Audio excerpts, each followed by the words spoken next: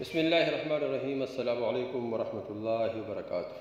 دوستو، آج کا جو وظیفہ ہے یہ رزق میں برکتی اور رزق میں کشادگی کے لیے بہت زبردست وظیفہ ہے۔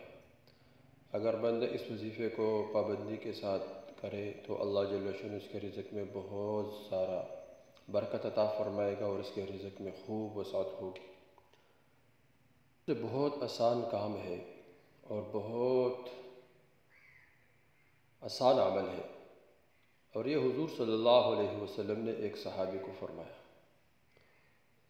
ایک صحابی حضور صلی اللہ علیہ وسلم کے پاس آیا اور رزق میں برکت کا کوئی وظیفہ، کوئی عمل حضور صلی اللہ علیہ وسلم سے پوچھا۔ تو حضور صلی اللہ علیہ وسلم نے بہت سادہ سا، بہت آسان عمل بتایا اور فرمایا کہ جو آدمی یہ چاہتے ہے کہ میرے رزق میں ہمیشہ برکت ہو، میرا رزق کشادہ ہو، تو اس کو چاہیے کہ ہمیشہ بوضو رہے، کہ جب بھی وضو ٹوٹ جائے بس وضو کرے تو اللہ جل شانہ اس کے رزق پہ خوب وسعت عطا فرمائے گی، کہ ہمیشہ بوضو رہے۔ نماز کا وقت ہے یا نہیں ہے، نفل کا وقت ہے یا نہیں ہے، بس ہمیشہ بوضو رہے۔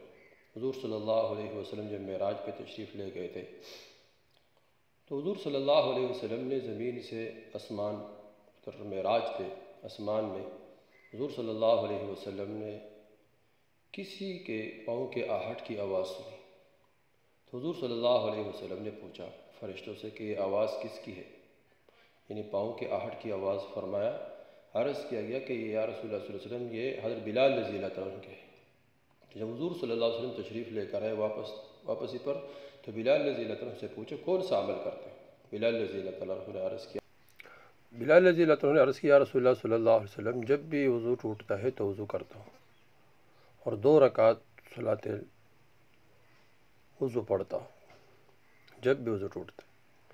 تو اس کے برکت سے دیکھو اللہ جل شانہ نے اس کے پاؤں کے آہٹ حضور صلی اللہ علیہ وسلم کو آسمانوں پہ سنائے۔ تو باوضو رہنا بہت برکت والا کام ہے، تو اس لیے حضور صلی اللہ علیہ وسلم نے اس صحابی کو فرمایا کہ جب رزق میں برکت چاہتے ہو تو ہمیشہ باوضو رہو۔